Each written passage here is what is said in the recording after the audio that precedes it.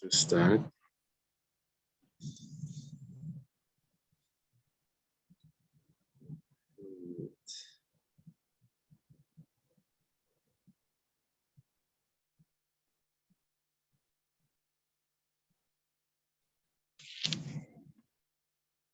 Okay.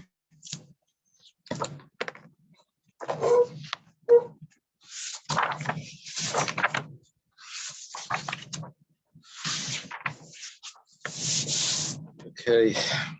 Today we're going to start the bottom line of Nun Zayin Amid Beis. Amar Rabba Bar Bachan Amar Rabbi Yochanan. The last words of 50.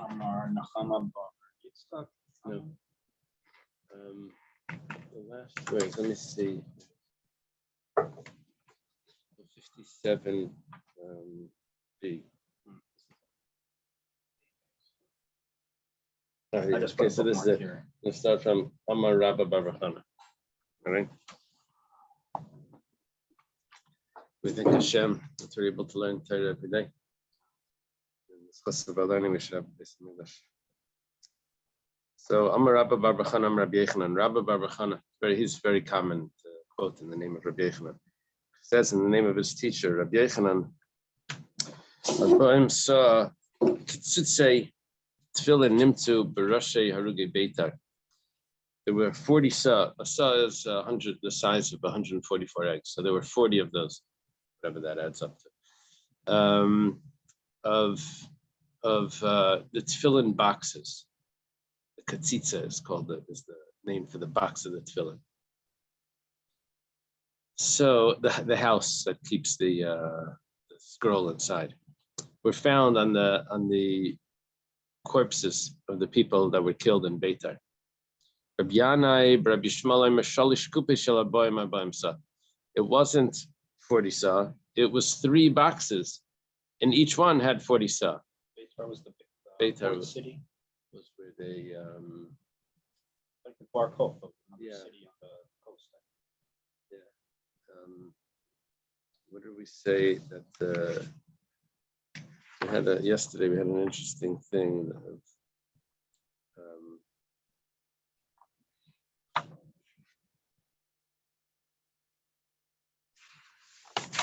we started this off by saying because of the side of the wagon, Beitar was destroyed. It was because of those trees that they planted and then the Caesar's daughter. Why the Gemara doesn't tell me the whole Bar Kokhba revolt. It leaves that out. 4 million people. Okay. But I have a brisa that says that it wasn't 3 baskets of 40 saw, it was 40 baskets of 3 saw. Now, in math, I forget what the rule is. What do they call it? Distribution, something.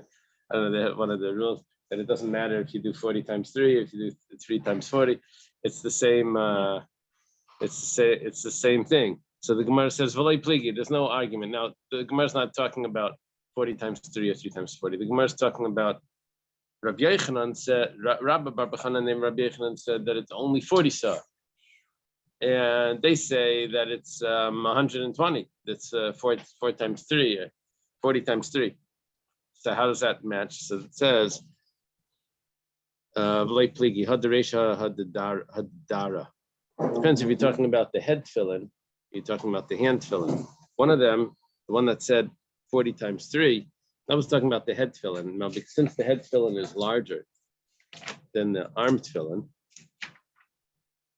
the reason why it's larger is because it has more compartments. You can't the scroll you can squeeze tight, but in the scroll and the head you can also squeeze them tight. You can roll it up thin and tight, but you have to add compartments. So it's going to automatically be wider. So it's going to be 3 times wider. So this is going to be 3 times 40 instead of just 40. The arm tefillin would have been thinner. Maybe this could be a proof that there was this like group of people that were trying to make tefillin for bar mitzvah bachrim smaller. They said that bar mitzvah bachrim's arm is too small.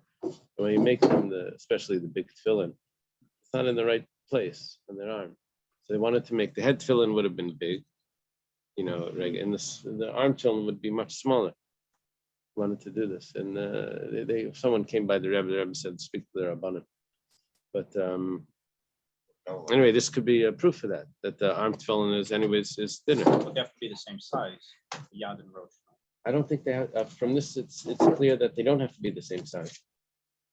Right? The head tefillin is going to be larger. That's what comes out.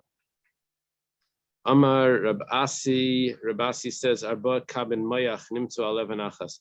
Okay, now we're jumping back to the destruction of the first base of Mikdash. It says that there were 4 measurements of brain that was found on one stone. Okay. Ula Amar Tisha kabin. Ula says that it was 9. Amar Rav Kana v'Tamer Rav Shila bar Mari Micro. Where do you have this from? Bas babal hashaduda. Shaduda means like that was sacked, that was like looted, raised again. The daughter of Bavel. The daughter of Bavel means the doesn't mean the daughter. It doesn't mean the cities, the small cities. Daughter of Bavel. Ashish Yishalem Lach v'Goymer Ashish Yochas v'Nipitzatz Alayach Alasala. I think what that means is that the one that suffered through this event, and the brain, the children were smashed on the stone. Okay, it's not. It's the ones that went through this that are. Is that what it says? Yeah. Okay. Yeah. Dash the children. Okay. Yeah, it's in the Birkat Hamazon in the introduction. B'neitzin hayakarim hamisulayim bapaz. Sons of Zion, precious ones that are misulayim bapaz may mean covered in gold. We'll see in the Gemara. My misulayim bapaz. What does it mean? Misulayim bapaz. Covered paz means gold. Ilema. If you mean that they're covered in gold, Vamri debei Rab Shila, Tarti Miskali Astiri, Pisa, Naches Ba'alma, Chadabrayim, Chadabkuli Alma. It's saying how they came into Jerusalem and they took the captives and they took the spoils, and it comes out that it looks like that the people of Jerusalem were covered in gold more than the Romans. So what are you talking about? With the gold that came into the world, 1/2 went into Rome, and the rest of the world only got 1/2. So it's not like Jerusalem had more gold than Rome. Rather, they made gold look embarrassed, look shamed, because they were so beautiful. The gold was nothing in front of their beauty.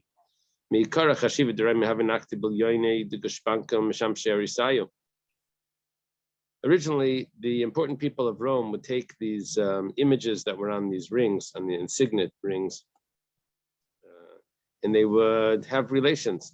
And they were hoping that the images, these beautiful characters that were on the rings, would influence the beauty of the child that was going to be formed. But after they captured the people of Yerushalayim, Yisrael, they took the Jewish people. They tied them to the beds, and they had relations. It doesn't say with them. They had relations with their wives, and they were just there as images, as decorations.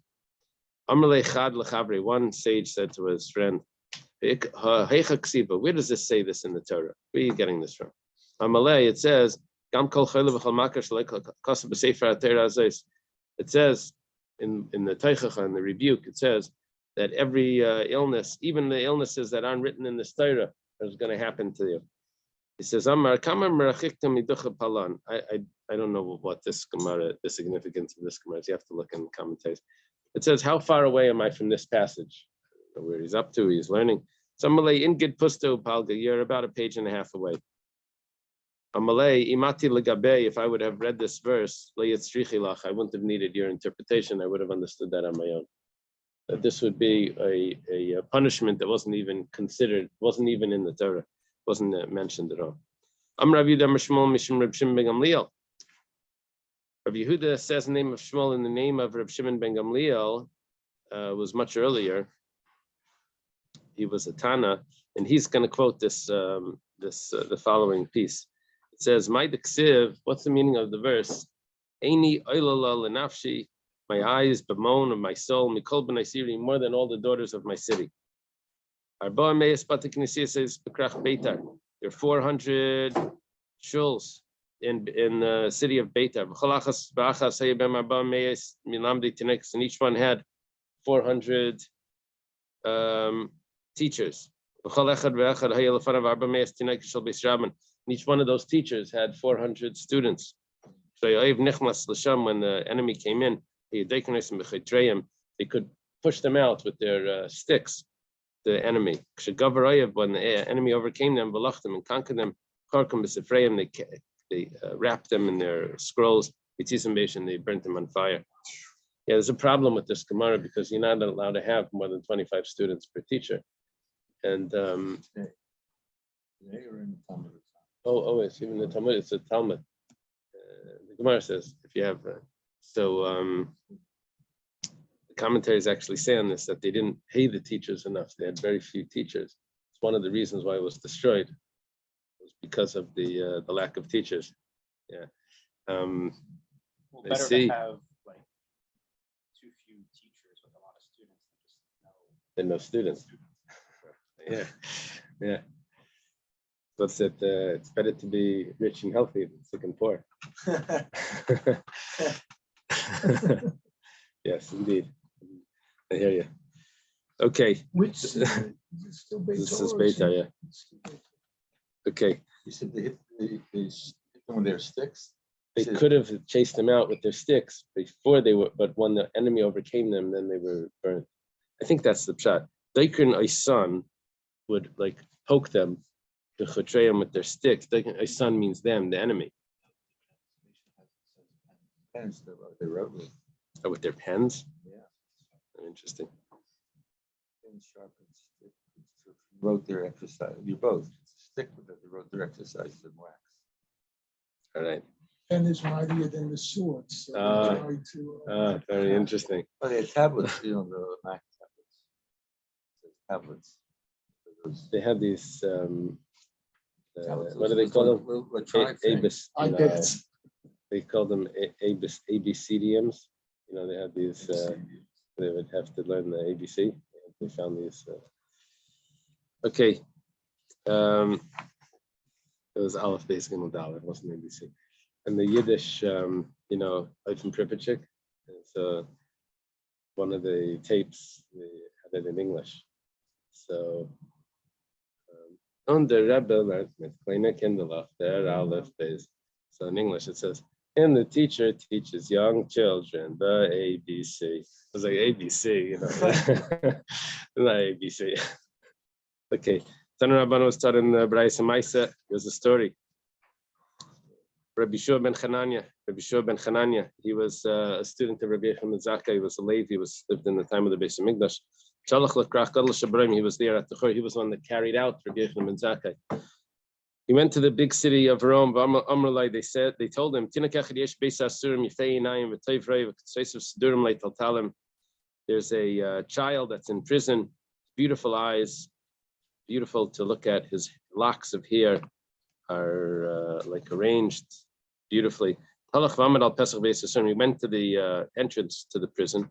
Amar, he says, Yaakov who placed you? Mashisa, I think, means to whistle, as a whistle, like which means like they would say, like, wow, I can't believe that happened. Like, who made you into that like shocking news? And that Yaakov and Yisrael are taken as spoils. So the child completes the verse. He says, this is Hashem, we sinned him. We didn't desire his ways. We didn't adhere to the Torah. Amar, so Rabbi Yeshua ben Chananya says, this person, I guess he knows the verses by heart. He's for sure going to be a Paisek. He's going to be a leader. Havaida, it means like, I'm guaranteed. I like it's sort of like a swear or something, that I'm not going to leave from here until I redeem him with any money that they ask.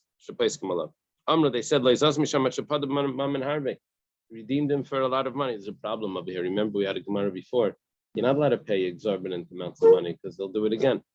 And over here, he is paying any amount. It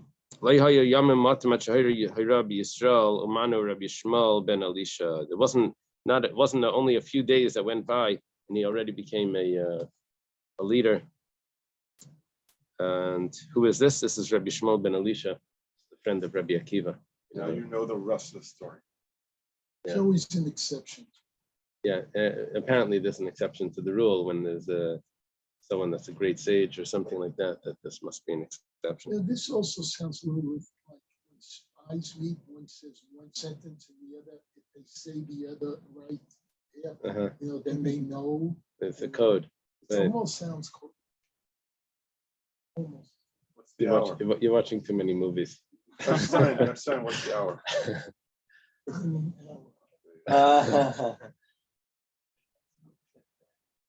Our gang.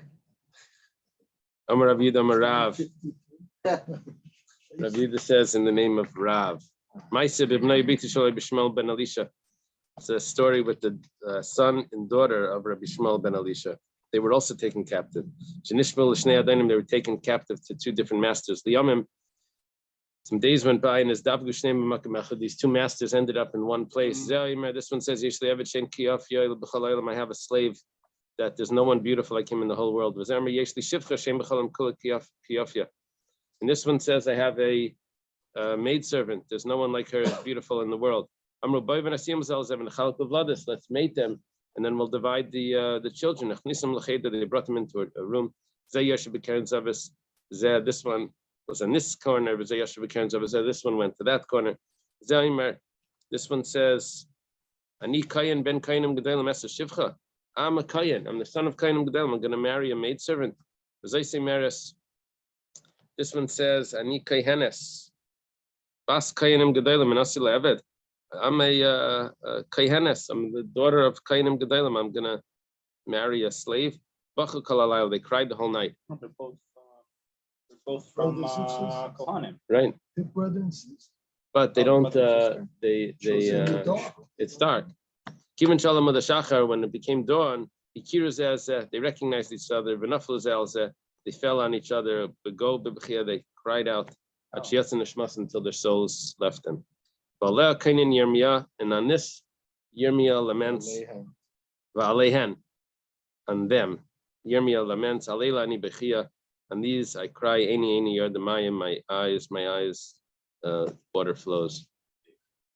So the captors had put them in a room in the dark, hoping that they would cohabit. Right. But because they each had the thought, they just stayed separate. Right. And then in the morning, Right. They had a good intuition. No, it wasn't. Each one was saying on their own that how could I live with that? They thought the other one was a slave. Amar Rish Lakish says, "My should be Sa'achas." There's a story of a woman with Tzafnas Bas Peniel Shema. Her name was Tzafnas Bas Peniel. Why was she called Tzafnas Bas Peniel? Well, Tzafnas, she's called Tzafnas. She called Seifim Biyafi. Everyone would look at her beauty. Bas Peniel, why is she called Bas Peniel? Well, she was Bita Shel Kohen Gadol. She was the daughter of a Kohen Gadol. That went inside into the Holy of Holies. Shenis'al Bashavi Kol Alayla. That a Shabai is like a kidnapper, was violating her the whole night. Lamacha, the following day, Hilbisha Shiva Chalukim, put on her 7 cloaks. He takes her out to the market to sell her as a slave. We did this too. It just says like a kidnapper. Oh. There was a disgusting person that came by. Amrlai, he says to him, Harenias Yefa, show me her beauty. Amrlai Reika, he says, empty one. If you want to buy her, buy her.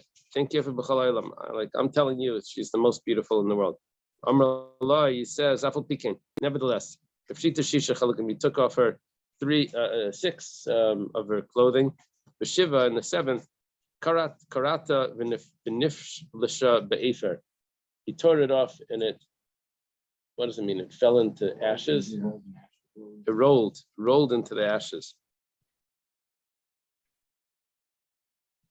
Amr Lafanov, she says in front of Hashem, I guess, Rabbeinu Shalayla, Master of the world, Imaleno leichasta, if you don't have mercy on us, Al Kedusha Shemecha Agibar Lama Leitachis, why don't you have mercy on your great name? That's like, look at what the shame that they're treating your people. Balea Kainin Yirmiyah, and on her, Yirmiyah laments, Basami Chigrisak, Ispalshi Be'efer, the daughter of my nation is girdled in sackcloth and rolls in ashes. Aval Yachid Asilach Mispei Tamrurim. A personal mourning. I made for you a bitter eulogy. Because suddenly the captors come upon us. It doesn't say upon you. Ella aleinu on us. Kiviyachal alai ve'alecha ba'hashayid. It says as if the captors come on Hashem as well.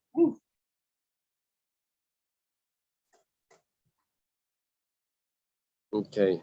The last one, when was she ripped off her last garment? She rolled in ashes, means she just rolled.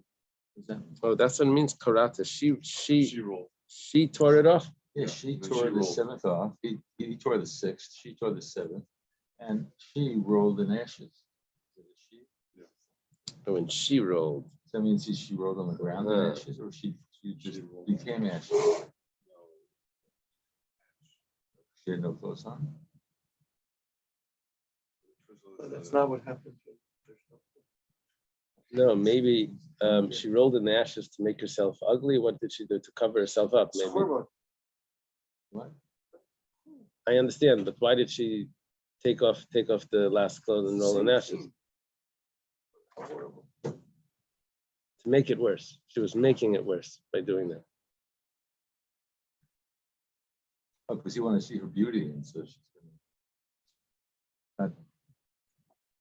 going to cover herself with something. Uh-huh. She's cover herself. Right. What? She had a one gown left on. She ripped it, and then she rolled in ashes.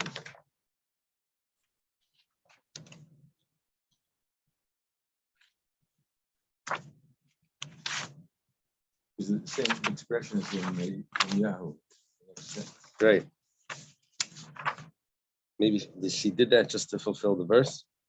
That's what the commentary says. Because that's possible.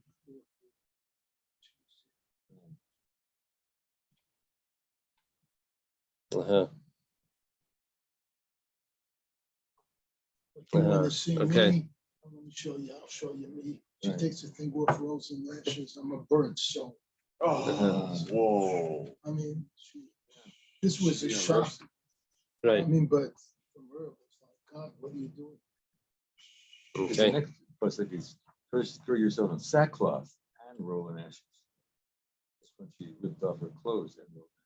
Uh-huh. Tore it. Whatever it was. I'm Rav Yehuda Marav. Okay. Rav Yehuda says the name of Rav Maidik said, what's the meaning of the pasuk? Ba'ashku gever ubeisei v'ish nachlasei. They'll oppress a man in his household and a man in his inheritance. Ma'aseh b'adam echad. Story of a person Shnasavena Beishas Rabbi, that he had his eyes on his master's wife. Now, his master over here doesn't mean it was a rabbi, doesn't mean a yeshiva student. It meant he was like an apprentice by this. Vishulia Denagrabi. He was an apprentice by a carpenter. What is Shulia? How do they translate Shulia? Apprentice. One time, Hutzrich Lilvais, I guess the master needed money. I have in parentheses rabbi. The master needed to borrow money. Send your wife over to my house and I'll give her the money. Sends his wife over and she stays with him for 3 days. Kadam Ubatzla, he wakes up early, I guess on the third day, that's a little bit too long, but wakes up on the third day and he comes to find out what's going on. Amalai, he says to him, Ishti sheshagarti lachechana, where's the wife that I sent you? Sounds like he has more than one wife. Amalai, sorry. Amalai, he says, I sent her out right away. But I've heard that the children violated her on the way. Now, children would mean that it was her fault, because it wouldn't be children. It must have been that she's the guilty one in this case. Amar Lai, he says to him, Maya, so what should I do? Amar Lai, if you want to listen to my advice, Gershi, you should divorce her. Amar Lai, it's just going to be too expensive. Amar Lai, Ani alvecha. I'll lend them you the money, and give her the Wait, ksuba. she wasn't required. This was all a ploy. It was all a ploy, yeah. She was in the back room in the closet or something. So he went and he divorced her. This person went and married her. Even she gives money, when it came time for the master to pay back the debt that he owes to this apprentice. If you want, you could work for me and you to pay off the debt. But they were sitting and eating and drinking. He was pouring the drinks for them. The tears were falling from his eyes and was falling into their cups. And at that time, the judgment was passed. Now, this is the Gzar Din of Beitar. What does it say in your commentary? The judgment on Beitar, on Yerushalayim. What does it say? To destroy the temple. Was sealed. Okay. Those that say that what really happened here was that it wasn't just because of what happened at the end, because of this man crying, but it was really because of the adultery that he lived with her while she was still married. 2 wicks in 1 candle. It's saying that, in other words, the 2 versions of the story are did he just hold her for 3 days and then he only lived with her after the divorce and then he married her, or was he already living with her during that time? And according to the second version, it was because of the adultery. Yeah, they couldn't even, right? Rabbi, Marasha makes a comment. In English, this was well known in public that these 2 people were putting shtick, doing this outrageous behavior, but nobody protested. Oh. Therefore, everyone was guilty. Therefore, everyone got punished. It's an important point. Yeah. Yeah. Okay, back to Gemara. Remaining silent. Oh, I will go back to tomorrow. I love these No, stories. it just goes over. Yeah. It goes over. Lakach Minasakrik, and the rule was that if someone bought money from a property hijacker, someone bought property from a property hijacker. So If he steals a property, then I buy it. You buy it from the thief. So what would happen is like this. If you then went to the original owner and you bought it from the original owner, so it could be that the original owner only sold it to you because he didn't want to get in trouble with the guy that took it from him. That's why he was agreeing to the sale.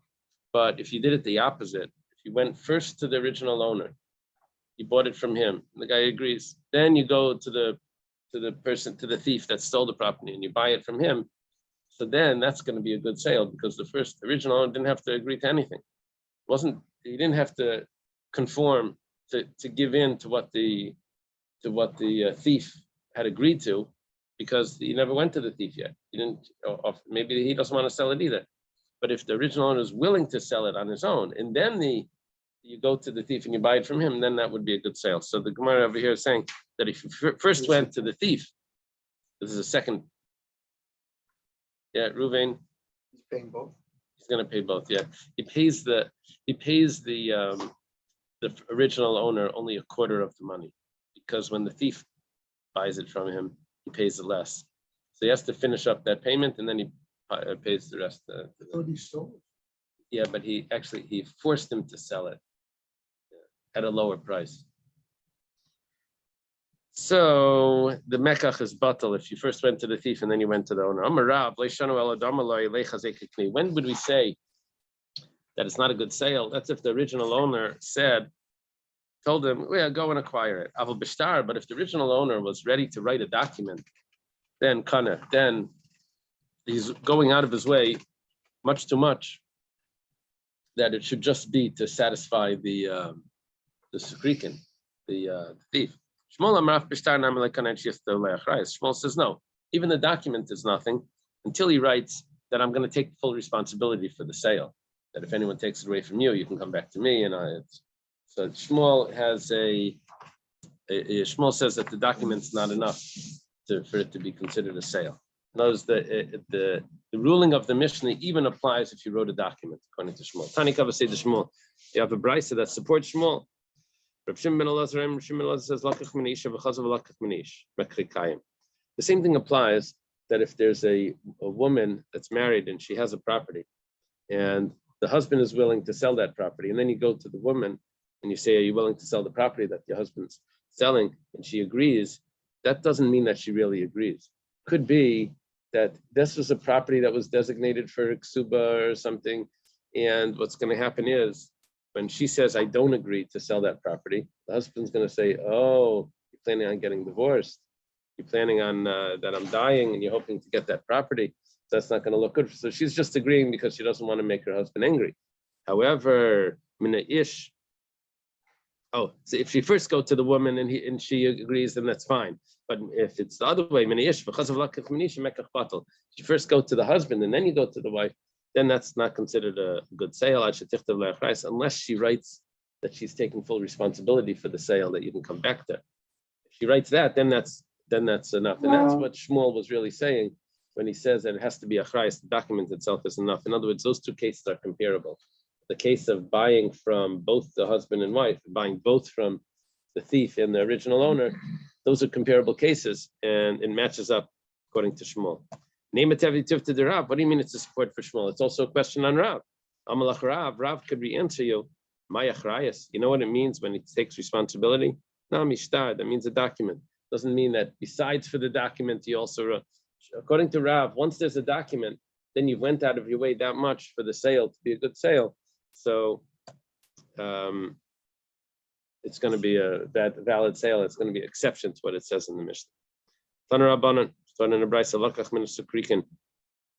Someone buys a property from the thief,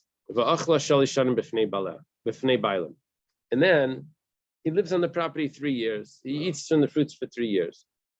Now he sells it to a second person. No, it's basically owned now by, this is like the fourth owner. There was an original owner, there was a thief, there was a first purchaser, and the first purchaser sells it to the second purchaser. The thief returned the land back after the yovel? I guess. I don't know. Yeah. This was in the second base of Migdash. The yovel wasn't happening. Right, that's what it looks like. They got rid of it before. So if this is what happened, the original owner cannot take anything from the second purchaser. He can't take the property away. What's going on? If the person's claiming and he's saying that I bought it from the first person and the first person paid you have to add in those words. So afilu rishanami. Then why are you saying that this case has added details that don't seem to be relevant for the halacha? Even if you went to the first purchaser and the first purchaser says, "What do you mean? I bought it from you." So it's already a done deal. He says, "I paid you the quarter value and I bought it from also the Sukrikin." So it's done. Why does it have to be resold to someone else? If he doesn't say that I bought it from the first person who bought it from the original owner as well, then what's the difference if he sold it 10 times? It doesn't matter. There was no original. You have no. Basically, you have a chazaka sheni matani. You were there for 3 years, but you don't have a claim that's backing it. So Amar Rav Sheshes says Loilam de Kataynlei. Really, Loilam de Kataynlei. the second purchaser is not claiming what the first purchaser did. The Bezdin itself steps in. Usually the Bezdin doesn't make claims on behalf of the litigants. But over here, because it's already a second purchaser who doesn't know what happened with the background in the first purchaser, so the Bezdin will step in and say, this is probably what happened. And but when it comes to the first person, if he makes the claim that I paid the original owner, then that's good. But if he doesn't make the claim, then the Bezdin doesn't make the claim for him. He's supposed to know what he did. He's not like, this wasn't all in the dark. This was either he bought it from the original owner or he didn't. Okay, Taner Rabbanan was taught in a brisa. Abba machmas chayv. If a non-Jew comes into a property, takes the property because of a debt that the Jewish person owed him, or machmas amperais, or he stole it. Now, this is a little different than a sekrikin. The sekrikin would threaten the person that if you don't sell it to me, he's gonna kill him. This is just a regular thief. He doesn't have any ability to kill the person. And what's going to come out from this is aim by mishum sekrikin. It doesn't have the rules of sekrikin. What we're going to say is that when someone sells something by force, but because his life is being threatened, so he agrees more to it than if he's threatened by force in his life. If he sells it by force and his life is not threatened, because over there, even though it's both of them, he's forced to do it. So you'd say, what do you mean I'm forced? But one of them, he actually says that this was better for me than to lose my life. So it's considered a sale. The other one, when he was just forced and his life was not threatened, then it's less of a sale. Okay. Wait, this case here, where's the force? The guy owes him money. There's two cases. First is the guy takes the property because of a debt. Second one is if he's forced to sell it. Aim by mishum sekrikin. It doesn't have the rules of sekrikin. Now, the rule of sekrikin was that it stays by the sekrikin for 12 months, and then if a purchaser wants to buy it, he could come in and he has to buy it from him and pay that extra quarter, 25% from the original owner. Now, on Peres Atzma Tricha Shetisha Shnei Masar Chodesh. But when it comes to that sort of thief that takes the property, he has to wait 12 months. Where it says, V'amrit ein ba mishum sekrikin. But you said it doesn't have the rule of sekrikin. It says hachikam. This is what it means. Sekrikin atzma, when it comes to sekrikin, when it comes to that sort of sale, Tricha Shetisha Yud Beis Chodesh. That itself requires 12 months.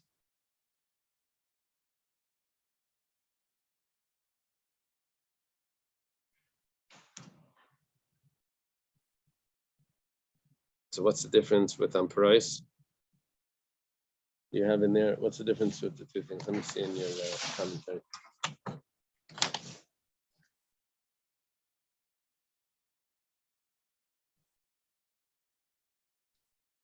This is what the Bryce is saying. Property purchased from the Sekrikin himself must remain in his possession for at least 12 months. So what was the Bryce saying? What was the Bryce saying?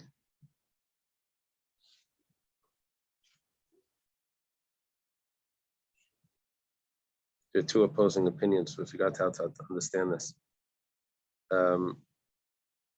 No special measure was instituted for the benefit of the buyer.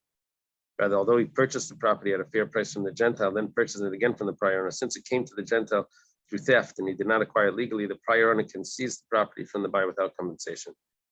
Okay. Like he didn't do a trial, title search. Right. And he didn't have title insurance. Right. So, The other one is exactly the opposite. Other interpretation is okay. Amar Rabbi Yosef says, Naktinan, we've accepted that Einam Parais B'Bavel. There's no stolen properties in Babel. The Gemara says, what are you talking about? Of course there is. You see it all the time. We don't have the rules of Anparais. My timer, what's the reason? Even the Beidavar, because there's the Beidavar, which is that a court? How do they translate that? Regional seat of government. What is it? Regional seat of government. Oh, the government seat. Even the Beidavar, Courthouse. the courthouse. Courthouse. V'lay Ezel, and he didn't go to the courthouse. Kabel. V'lay Azel Kabel. Kabel means to complain. Yeah. He didn't go to complain. Ema achuli achel. He was Michael. He probably if he didn't go to the court to make his claim, he probably was fine with the sale. Well, Gidel Bar Rili, this fellow Gidel, the son of Rali, oh, interesting, Riley, Kabel Ara Betaska Mibnei Baga. Okay, they would have to. The people would have to of this valley would have to pay a tax for the property. They didn't pay the tax, then someone else could come in and take the property, pay the tax, and get the property. I think that's today as well. Tax certificates. Is that such a thing? Yes, sir. They don't pay the tax, In then the auction it off. they auction it off. You buy the tax certificate and then get the property. After a certain amount of time. Yeah. Okay, It's you're not not getting just into the the- details. It's not 12 months. I can. How long is it? I don't know, but there's a property. Years? Oh. Years. There's a property It's next like to 3 the years. house I have. Yeah. And it is years and years of taxes they were doing. They were about to auction. All of a sudden, the owner came in, paid off all the taxes. Like 3 years. Uh-huh. Okay, Aktim V'Yoav Zuzei the Tlashnin. He actually paid up not only for the old tax, but he paid for it 3 years ahead. I guess that's where they cut it. L'Saif Asa Marvisa Kamai. Sounds like the original owner. And Amru Lei, they said to him, Shata Kamai said the Yahavis Achlas. Okay, you paid for the first tax. Okay, you were there for a year. So fine. But Hashta, but now Ananya Avinan, we're going to pay the other tax. Ananachlinan, and we're going to take the property and eat the fruits. We're taking it back. He got the property and he wants to keep it forever. Asal Kamid Rav Papa went in front of Rav Papa. Several Michtav lay Tirfa, Abdei Baga. He wanted to write a document that they could take the property back. The people from the valley. Amalei Rav Huna Breder Rav Yeshua Rav Papa Rav Huna Breder Rav Yeshua is a friend of Rav Papa. He tells him, Imkena Sisa Sakrikan. You're treating this like Sakrikan, which is that you take the property back, you give it to the original owner. Ella Amar Rav Huna Breder Rav Yeshua Inech Meisav Al Keren Atzvi. He lost his money. Now I have to see what exactly happened, which way this went. Let me see. On the horn of We've had that expression. Yeah, eventually after the first year, the prior owner said to Gidel, with regard to the first year for which you paid the tax, you have already consumed the produce.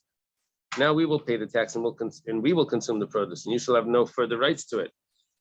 So Rav Papa was deciding the case, and he thought of writing for Gidel a document of authorization to repossess the property against the residents of the valley. Oh, go the other way. Allowing Gidel to hold the land for 2 more years in compensation for the money that he had advanced for the taxes.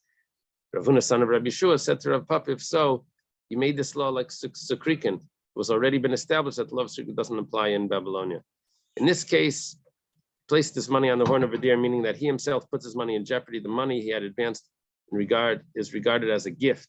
He has no right to demand that he be reimbursed. Now, what does it mean that if he would give it to him, then it would be like Sakrikan? Rashi explains to me that Rav Papa related to these fields that were leased to Gidel to be like a field taken by Sakrikan, and that one who purchases such a field has a right to what he acquired in accordance with the Mishnah. Oh, that he could keep it, because Sakrikan actually is a valid sale. because his life was in danger. So it's considered a valid sale. Okay, let's leave it over here. He gets it. So good. He's got to sell it. Thank you. Have a great day. I'll see you hopefully on Shabbos.